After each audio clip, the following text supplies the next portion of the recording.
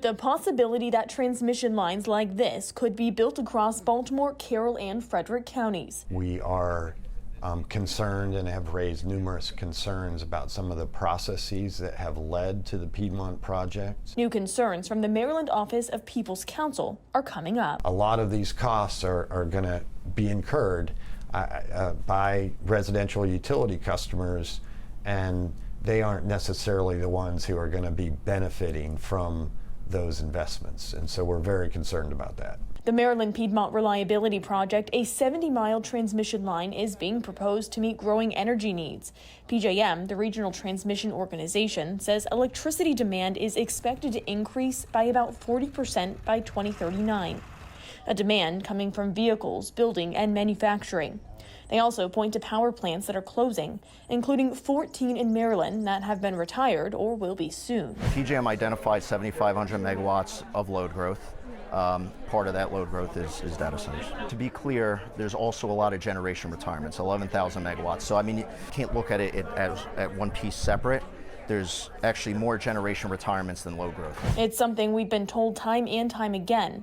But David Lapp with the People's Counsel says, I want to be clear that these upgrades, contrary, I think, to what PSE&G may have told you, are not really related to the retirements of coal plants in Maryland. These transmission upgrades are for data centers and for the load growth that's anticipated as a result of data centers. Massive load growth. And says there's a whole separate transmission solution that FERC has approved related to those retirements. The projected need for electricity raises some red flags for Lapp, especially when it comes to how PJM plans ahead.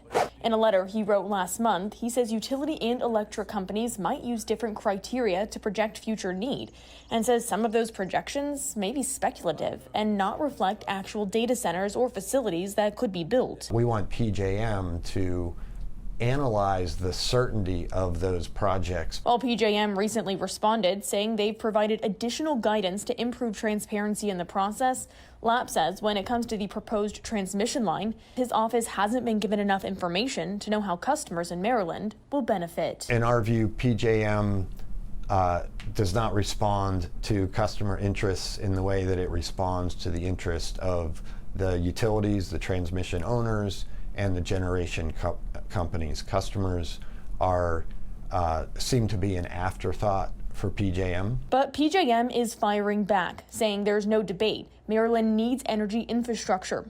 A spokesperson in part saying for decades Maryland has been importing electricity, and they say there are challenges moving power to certain areas of the state. They say transmission is necessary, especially to maintain a reliable grid.